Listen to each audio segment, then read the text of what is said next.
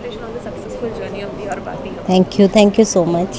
जानना चाहेंगे क्या कुछ नजर आएगा हमें इस नए अध्याय में? बहुत कुछ अलग नज़र आएगा इस अध्याय में, क्योंकि एक कहानी दिया और बाती हम थी और ये उसका सीक्वल है। वो एक संध्या की बेटी की कहानी है और हमेशा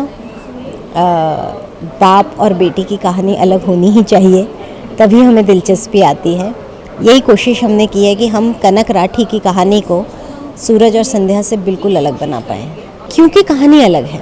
क्योंकि हम कहना चाहते थे कि सिर्फ आप दिया और बाती हम की परछाई की तरह से ना देखें, इसे एक नई कहानी के रूप में देखें, इसलिए हमने टाइटल नया चूज़ किया। ओके, क्या कुछ आपने क्रिएटिव नए ये नजर आएंगे इसमें? क्या कुछ एक अलग या फिर वही जहाँ से सूरज और संध्या ने शुरुआत की थी वही कुछ हमें सिमिलैरिटीज? ये तो आप एपिसोड देखेंगे और आप ही बता पाएंगे दर्शक। हमने तो पूरी कोशिश की है कि हम एक अलग कहानी पेश करें। बेसिकली ये सूरज और संध्या के बच्चों की कहानी है, कनक की कहानी है, और वो हर तरह से अलग है।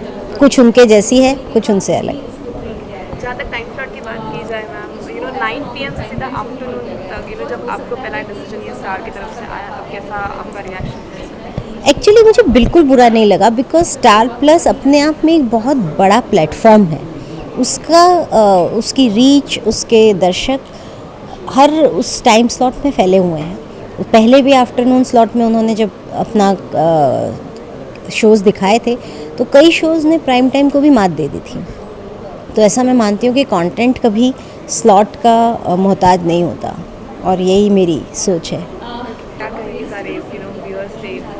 बस यही कहूँगी कि जितना प्यार आपने दिया और बाती हम में सूरज और संध्या को दिया, उतना ही प्यार आप हमारे सूरज संध्या की बेटी कनक राठी और उमा शंकर को दें। Thank you.